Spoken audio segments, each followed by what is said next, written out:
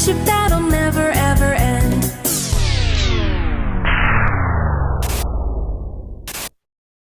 Run!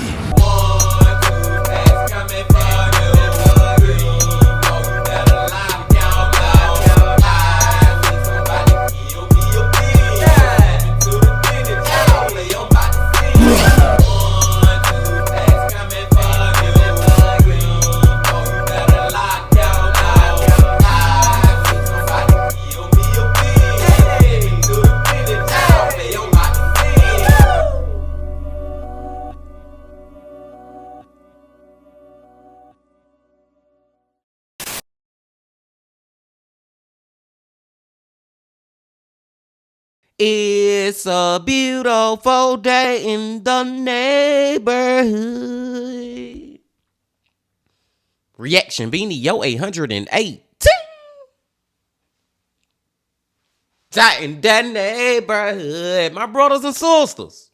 I just woke up from a very, very, very lovely nap. And now I'm ready to get into one of these true crime, horror, dark, deep, and mysterious, what the is going on type of videos with y'all. And today, it is also time for another reaction, suggestion, Friday. Back for our RSF Bean Team. And without further ado, let's pick a winner. In 5, 4, 3, 2. In 5, 4, 3, 2.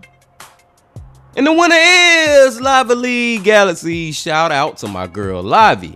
Livy says, I haven't really watched much from him, but maybe I'll give this video a watch. Why not? And she's talking about the video that we watched last Friday, y'all, which if you haven't checked that one out, make sure you check it out. And she also says, also, you should still check out Unseen Killer, thinks he got away, doesn't know 4-year-old, I'm thinking Saw. Now, I know the channel she is talking about. This is coming from the channel Unseen. I don't know anything about this story, but we're about to find out. And one more time, shout out to Lively Galaxy, another member of the Bean Team All-Stars. But I digress, Bean Team. I will be right back. And we are back, Bean Team. And like I said, the video comes from Unseen. And the title of it is, Killer Thinks He Got Away, Doesn't Know 4-year-old Saw Everything. The Case of Damien Huffman. Now this title is it's effed up, but at the same time, I'm looking at it like it's a good thing too. Now it's effed up just the fact that a 4-year-old saw this. You know what I'm saying? That is just terrible for a 4-year-old to see a freaking killer killing somebody. But at the same time, if this 4-year-old didn't see it, then maybe this case would have never got solved, or wouldn't have got solved earlier than it did. I don't know, Bean Team. That's just my first thoughts before we even get into the video. And I'm ready to get into it. But before we get into it, y'all know what y'all got to do.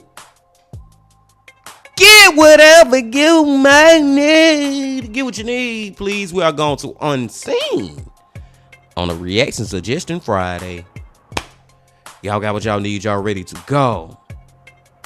Then let's go. Okay, where did you see blood at? On the pillows and the cups and on the bed. And then I started crying, but I tried to call 911. Ran here. You ran? As fast as I could. The boy you just heard is 4-year-old Damien Huffman. Just 1 hour before this police interview was recorded, Damien was living a quiet, happy life with his grandparents in rural Ohio. Raised by them since birth, Damien was their whole world, and they were his. But on March 27, 2003, everything changed when Damien showed up at the front door of his daycare alone, covered in blood. Oh. 911 emergency? The little boy just ran in the front door. How'd he get to the daycare? Walked here. How old is he? He's 4. He's 4 years old and he walked there? Yes, he did. He said his grandparents are military, and they have blood all over them. No one knew what to make of those words until investigators went and checked on his grandparents and saw both of them dead in their beds, With no suspects and no clear motive, this murder in Ohio might have remained a mystery if not for one clever 4-year-old boy who pretended to be sleeping and became the only living witness. He saw something he shouldn't have, something that could solve the case, but could also cost him his life. I turned 4 because I had my birthday already. What do you remember? The door opened. Your bedroom door? Yeah. And who did you see? Get whatever you may need. It's 2003. And I just gotta point out real quick, Bean Team, the most shocking thing that I heard right there is just the fact that this little 4-year-old boy ran to freaking daycare. And then when he got there, he was covered in his grandparents' blood. It's gonna be a wild one. Let's go. In the quiet rural town of Bradford, Ohio, 4-year-old Damien lives with his great-grandparents, Jack and Linda Myers, and his mother, Amber, on their 40-acre farm. Amber was just a teen when she had Damien in late 1998, so without hesitation, her grandparents Jack and Linda, still full of energy, opened their home to Amber and her new son. They gave her a place to stay and helped raise Damien as their own. When Damien came along, he was just so precious. You know, they loved him and they loved me enough to help me out, and so they helped me with him. Jack and Linda had met later in life, blending their families when they got married in their 50s. Together, they ran a small pizza shop and quickly became pillars in their tight-knit community. So I was living with Grandma and Grandpa because them being the kind, loving people that they were, they took me in and cared for me and everything, and Mom would come and see me. We were always having fun, laughing, and just carrying on and whatnot. Jack and Damien were the best of friends. Jack would sit him on his lap and they'd be out there just driving around in the field, and Damien thought that was the coolest thing ever. Family meant everything to them. Their home was always full of kids, grandkids, and the smell of home-cooked food during frequent big family dinners. The farm was the place that everybody went and got together for all the family gatherings. There's a Grandpa Jack at his best. Oh, that's Grandma. Hi, Grandma. I mean, we all had great family things that we did together. We were all so close that you didn't put that step-parent or step-son into things. You know, we were all just really close. There was no reason to ever think that anything bad would go on there. And that's what I'm thinking right now. Just after that, we seeing that they are a tight-knit family. You know what I'm saying? It ain't like Damien mama just threw him off to his grandparents and she wasn't even a part of his life, or it wasn't interacting with the grandparents. No, everybody was cool, even though, you know, it was a stepchildren involved. But like she just said, no, they didn't even act like step brothers and sisters. They were just all my brothers and sisters like we are, Being Team. But it just got me wondering who and why would want to freaking kill the grandparents. Is it about money? Was it a robbery? Like, I need to know. And I need to know now. Let's find out. Life was good for the Myers. Amber, now an adult, recently got married and was able to live in her own home, finally gaining the financial stability to fully support Damien by herself. The plan was clear. After Damien finishes preschool, he'll officially move out to be with his mother, just 30 minutes away from Jack and Linda's farm, and start kindergarten in his new neighborhood. But on March 27th, 2003, things take a disturbing turn for the worse, when at 9:15 a.m., a 911 dispatcher in Ohio receives an unusual call. On the other end, a preschool teacher frantically explains that a little boy has just arrived at daycare. He's alone, in his pajamas, and he's covered in blood. 911, your emergency? The little boy just ran in the front door. How'd he get to the daycare? Walked here. How old is he? He's 4. He's 4 years old and he walked there? Yes, he did. And he said his grandparents are military Okay. and they have blood all over them. That's not a call we get every day. What could melting grandparents mean? Something was wrong. The little boy is Damien, who lives a mile down the road at the farm. The preschool teachers recognize him as one of their daycare students and fear something terrible must have happened for him to run all the way here on his own. Officers head straight to the Myers farm, but they have no idea what to expect, and no one knows yet what's happened to Damien's family. Fearing the worst, and with a class full of children nearby, the dispatcher orders the teachers to go into full lockdown. Yeah, go ahead and lock your doors. Yeah, you don't want any of them kids outside. Oh my God. We didn't know what we were dealing with. We didn't know if it was an injury or if it was an assault. Were there perpetrators at the scene? I'm just assuming worst case scenario. What was first noticed was the front door of the house was standing wide open. We tactically entered the door where we stopped, took cover, calling out, anybody home, anybody here, and there was still no response. The house is quiet, too quiet. Guns drawn, the officers step through the front door, slowly making their way through the kitchen. Then, they push open the bedroom door. Their worst fears are confirmed when they discover 2 bodies on the bed, not moving and covered in blood. They're identified as Jack and Linda, Damien's grandparents. I see that Jack was bleeding from the mouth and nose. He had a gunshot wound to the back of his head. I could see that he had suffered significant blood loss. I checked him for a carotid pulse. He obviously wasn't breathing, and I determined he was deceased. Linda has suffered a gunshot wound directly to the face and also to the hand. They both felt a little bit warm to the touch, which tells me it hasn't been days that they've been deceased. It's probably more like hours. Unsure if the killer might still be at the scene, officers quickly search the house, room by room. However, they confirm no one else is inside the home. The killer is still at large. Back at the daycare, Damien was placed under the care and supervision of police. His safety is the top priority.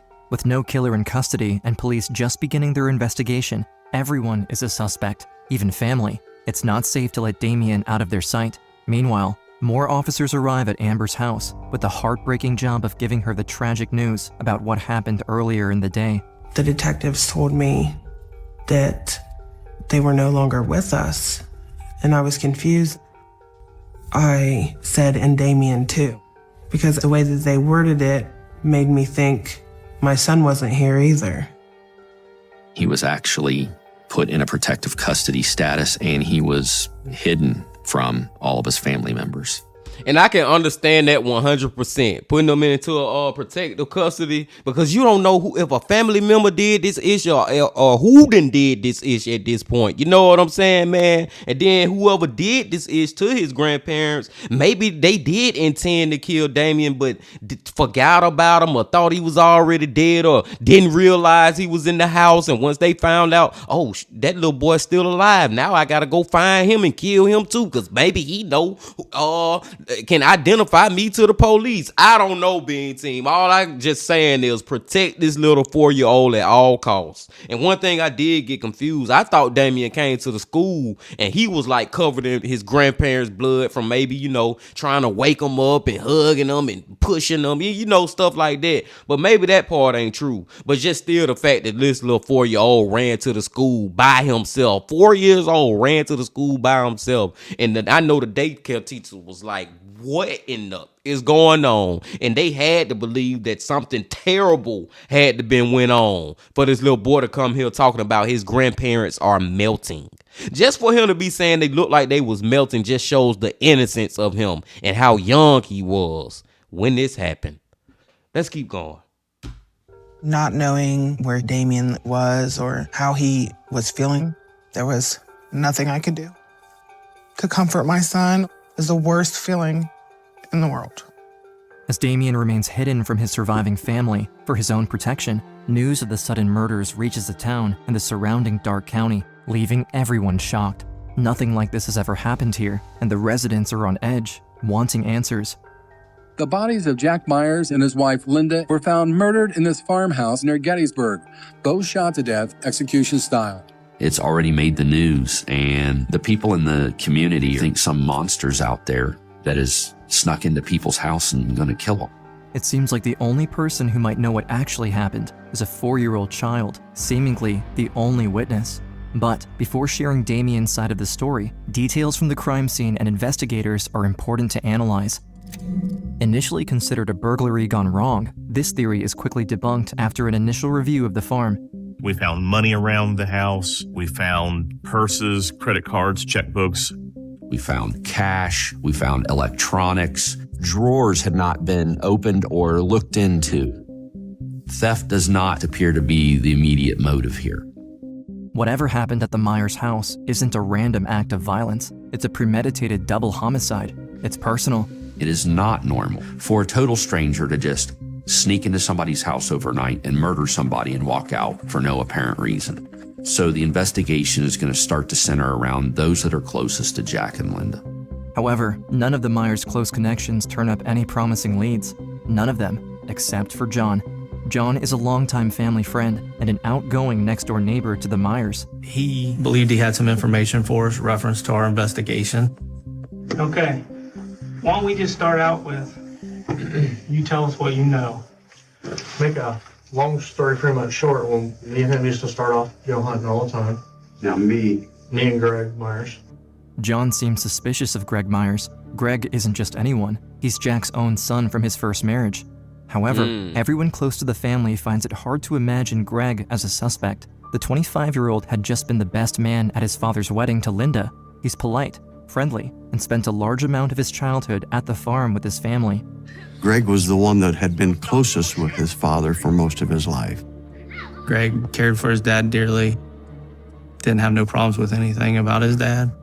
With no criminal history, Greg is, by all accounts, the opposite of a typical suspect. With a family of his own and no known issues with any of the victims, he seems like the last person who would be involved in something as horrific as this. However unlikely a suspect he may seem, Greg is still brought into the station for questioning. When Greg first came into the interview room, he was acting like he was down or emotionally upset. Asked us for a trash can right away, said his stomach had been upset all day. When asked about where he was at the time of his father and stepmother's murder, he provides a solid alibi. He was at work that morning, 30 miles away, even providing a stamped timesheet. Greg also wears shoes 2 sizes larger than the footprints found at the crime scene.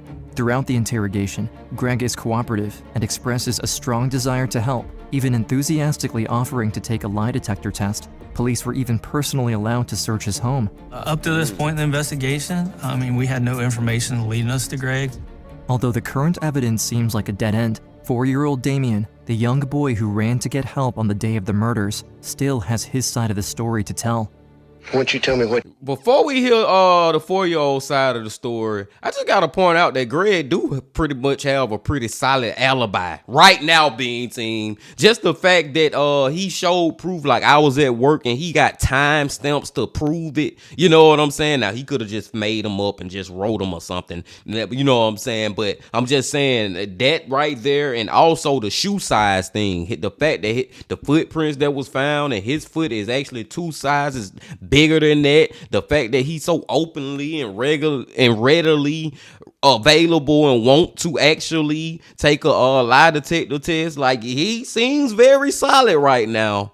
But let's hear what this 4-year-old about to say, because what this 4-year-old about to say is probably going to debunk everything that Greg had to say, improve or whatever. Let's go. What your name is?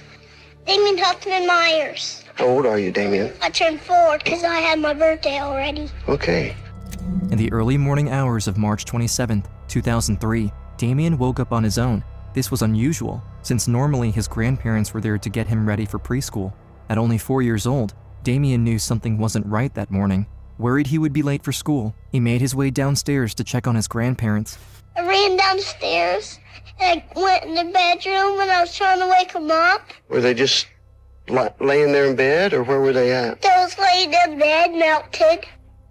The horrifying scene was something no child should ever have to see, or should even have the words to describe. To the young Damien, the tragedy of his grandparents in front of him was impossible to make sense of. The only way he found to process it was to assume his grandparents were melting. The words he spoke left the detective stunned, having to take a few moments to collect their thoughts. As the full weight of what Damien said began to settle in, the detectives knew what this meant.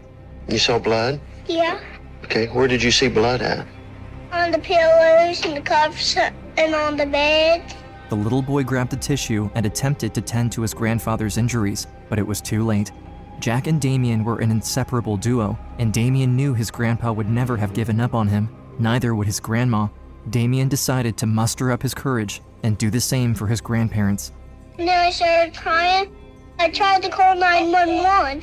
The little boy grabbed the phone tightly and dialed 911, but nothing happened. The line was dead, silent. As it turned out, the killer had cut the phone lines to make sure no one could call for help. Damien looked around the room, trying to find another solution to help his family. Remembering his daycare wasn't too far from the farm, he immediately headed out the front door and started to run. Over a mile down the road to his daycare, the one place he believed he could find help. I didn't know what to ran here You ran? as fast as I could. With Damien's recounting of the story, there's an inconsistency in his retelling versus the evidence at the farm. In reality, blood was also found in Damien's bedroom. Either the 4-year-old is misremembering the events of that morning, or there's more to the truth that he hasn't yet revealed.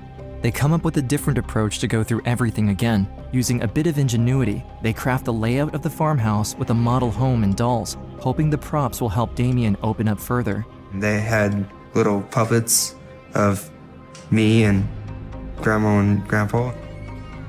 I showed them what I did and what had happened. As Damien acts out his movements around the house that morning, he reveals that, while he was asleep in his bedroom before going downstairs to check on his grandparents, there was a stranger in the house. I was in bed, I was sleeping. I heard the door click. And so I peeked because I didn't want to get caught being up. I figured it was Grandma or Grandpa coming in to talk to me or something. With one eye opened, to his horror, Damien realized that it wasn't one of his grandparents walking into his bedroom. It was a dark figure, a stranger, dressed in a green jumpsuit, holding a shotgun. I was absolutely terrified. I was scared. This dark green mass of a man pointing a gun. I just closed my eyes and eventually I opened my eyes to peek. And he was gone.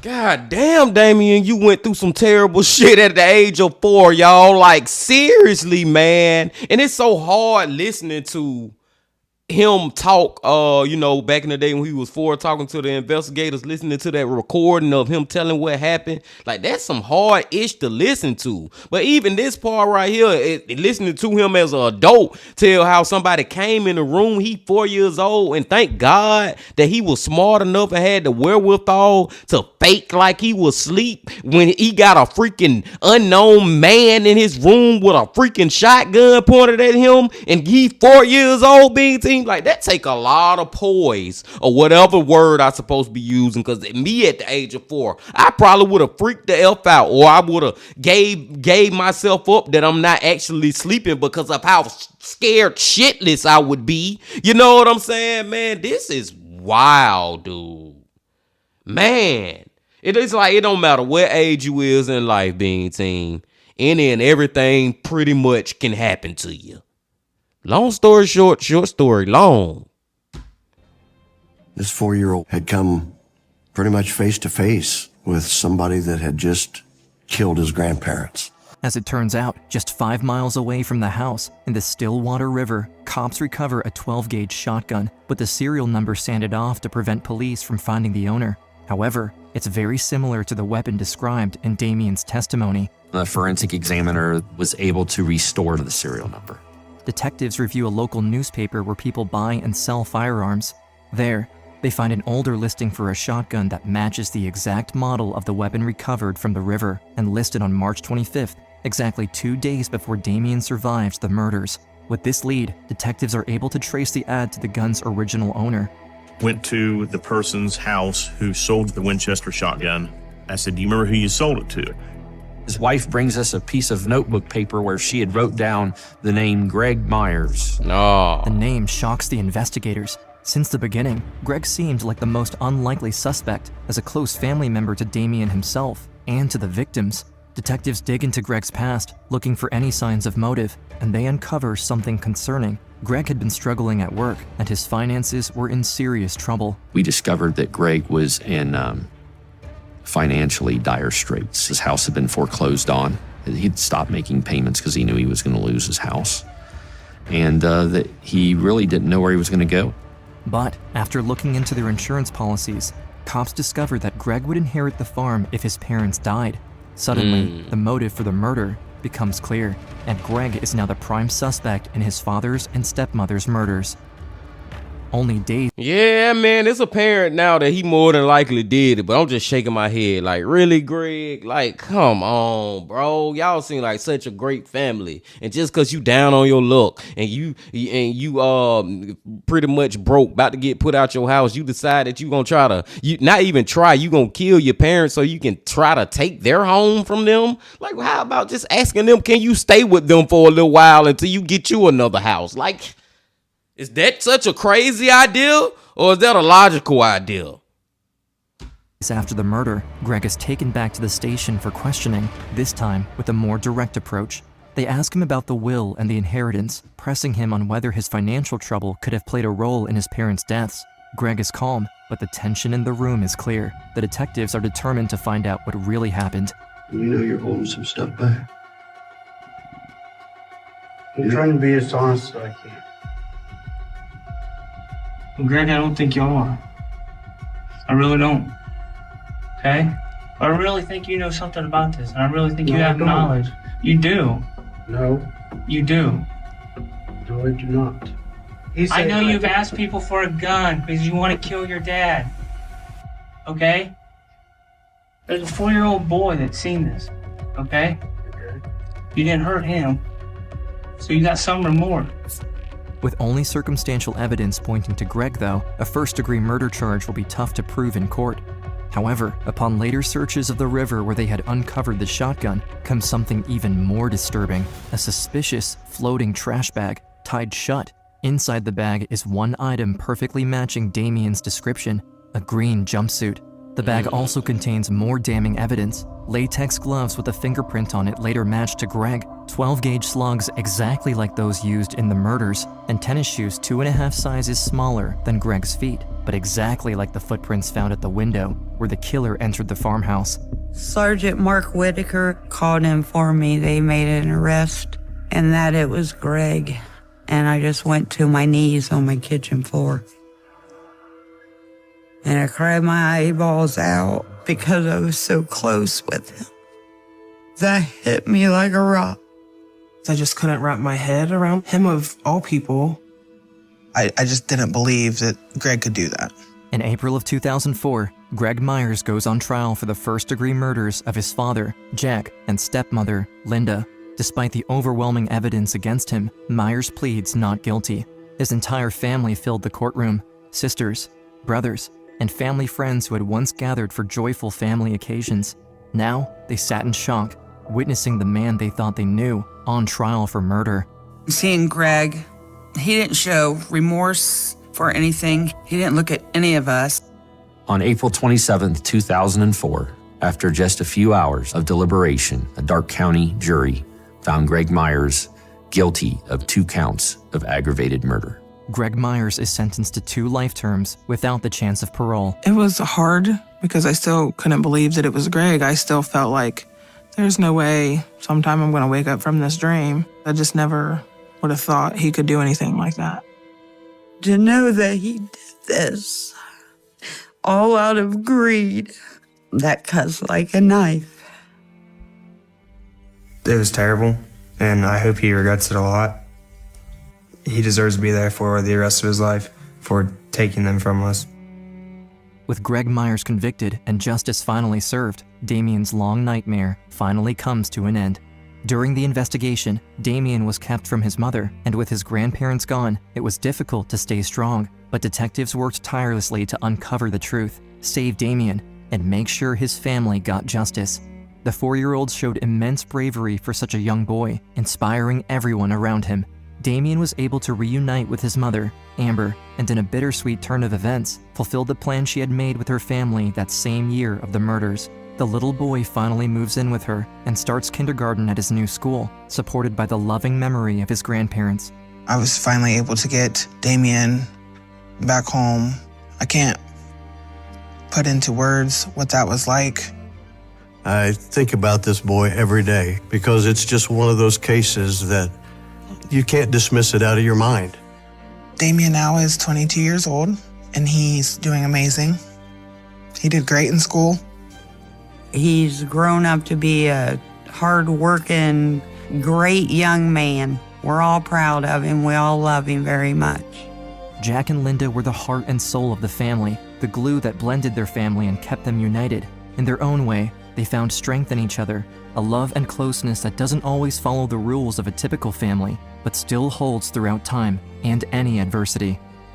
The Myers legacy lives on through Damien himself. Now a young man, he carries forward the love, strength, and spirit his grandparents instilled in him. Despite the darkness of the past, he honors them with every step, making his family proud.